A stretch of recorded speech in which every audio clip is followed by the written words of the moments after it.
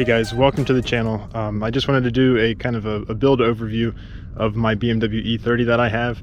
I've had it for just over 8 years now, and I think I have a lot of good changes coming this year, so I kind of want to recap and show what I have it as right now before making, you know, the upcoming big changes. So this is a 1987 325. It started life as the E model.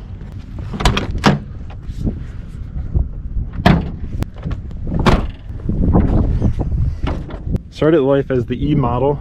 I did put a board and stroke 2.9 liter M20 in it. That motor lasted about 20,000 miles, and then I've put the stock motor back in after the built one started to have a lot of rod knock. Had a lot of issues, so it wasn't running too great, so I put a stock motor back in, but now of the M20 B25, and that's been doing me pretty good over the past couple years with this one in.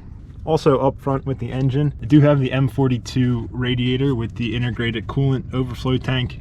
So you can see where the normal early model overflow tank sits over here. Have that removed along with most of the AC components. It is super dirty in here. I do plan to clean it sometime. We'll just see when I get to it. Left over from the board and stroked motor are these Bavauto long tube headers. The exhaust is a single 2.5 inch with a resonator and muffler from Vibrant. I think it has a nice sound to it.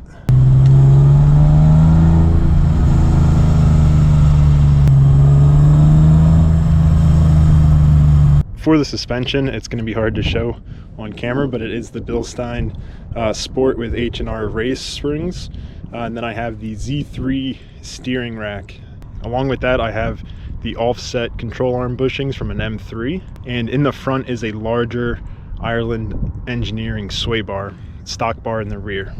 I am on the AC Schnitzers on a 225. These are the Dunlop Direzza Star Spec 2s. It's a 225 on a 7.5 inch, so I think it fits on great. Fills the E30 perfectly. As you can tell, I do have on the European bumpers, and up front I have on a Zender replica front valance. Not too crazy inside.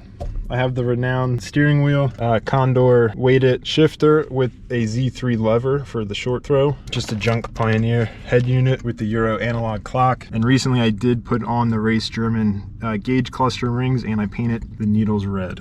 In the back, might be hard to see, but I did put some Pioneer speakers in the premium decks. Didn't really make too much of a difference. It is the original houndstooth. They're the comfort seats, so I never really liked them, and it did have this big kind of tear in the side bolster. It is the original lax silver metallic paint. Most of the clear coat has faded off. It's pretty rough paint wise, but at least now it's mostly faded into one shade, where before it was pretty two-tone. You can see here where there was a visor, that's what the paint should look like, and then this is the faded. And my special quality for this E30 is all of the rust. A little bit on the sunroof. Battery box is gone. That's from the inside.